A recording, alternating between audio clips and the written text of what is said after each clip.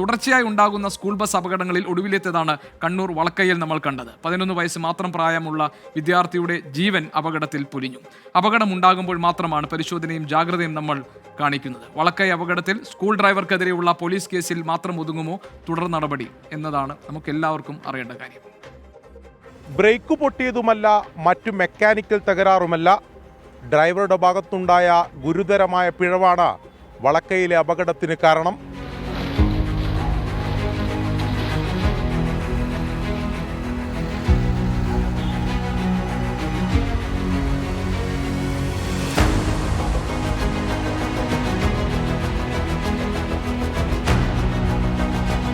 സംസ്ഥാന പാതയിലേക്കുള്ള ഇറക്കം ഇറങ്ങുന്നതിനിടെ ബ്രേക്ക് പൊട്ടി നിയന്ത്രണം നഷ്ടപ്പെട്ടുവെന്നായിരുന്നു ഡ്രൈവർ പോലീസിന് നൽകിയ മൊഴി.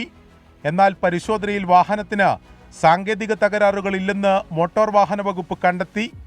അപകടത്തിന് ശേഷവും ബ്രേക്ക് കൃത്യമായി പമ്പ് ചെയ്തു. എഞ്ചിനും മറ്റു തകരാറുകളില്ല. പിന്നെ എന്താണ് അപകടത്തിന് കാരണം? അപകടം നടന്ന സമയത്ത് ഡ്രൈവർ ഫോൺ ഉപയോഗിച്ചിരുന്നുവെന്ന വിവരങ്ങളും നേരത്തെ പുറത്തു വന്നിരുന്നു.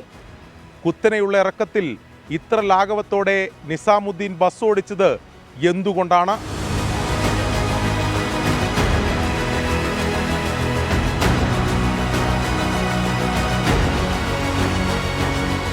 ജാഗ്രത കുറവാണ് സ്കൂൾ ബസ് അപകടങ്ങൾ ആവർത്തിക്കാനുള്ള പ്രധാന കാരണം.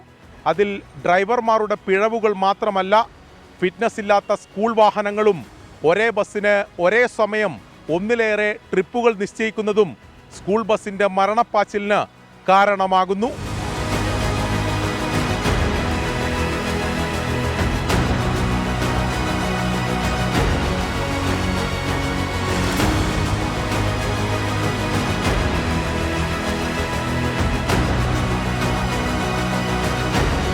ഗതാഗത വകുപ്പിന്റെ കർശനമായ ഇടപെടലും രക്ഷിതാക്കളും സ്കൂൾ അധികൃതരും പുലർത്തേണ്ട ജാഗ്രതയുമാണ് ഇത് തടയാനുള്ള മാർഗം.